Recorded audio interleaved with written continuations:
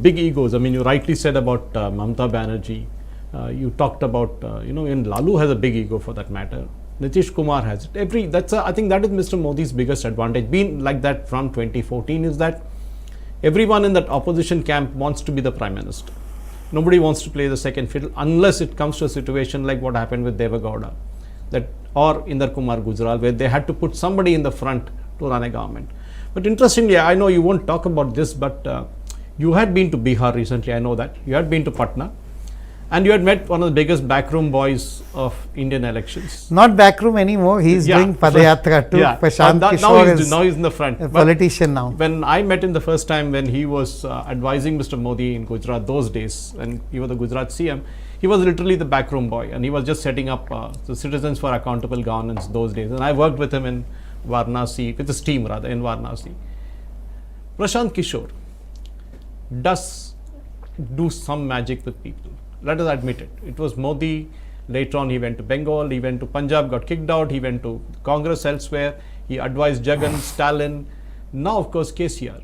But somewhere along the way, we don't see that presence of Prashant Kishor in Telangana. I mean, I may be wrong here. Maybe he's doing his work very, very quietly. But at the end of the day, a person like K.T. Ramarao, who believes in numbers, who crunches numbers, would rather believe in Prashant Kishor than his own party managers. Correct me if I'm wrong there. Suresh, really don't know. I really don't know. Come on, you're being modest. You spent hours with Prashant Kishor. I know that. I know you won't talk about it. See, Prashant Kishor, I mean, I've also spoken for 30 odd minutes with Rahul Gandhi ji on the Bharat Jodo Yatra, but doesn't mean that these people will tell you anything so confidential. I am not like a friend or advisor to any of them. Prashant Kishor and I had a chance to meet him and discuss. He's a fascinating mind, political mind. His knowledge, his observations are very astute. I always like to, there's a subject of interest. I talk to people who know politics and try and learn a bit. What is the relationship between TRS and Prashant Kishor? To the best of my knowledge, I think they're working together, but I don't know. I mean, it's really for you to ask either Prashant Kishor or Mr. K.T. Ramarao, really, but I think they did work together in Munugodu and they got a favorable result on the face of it.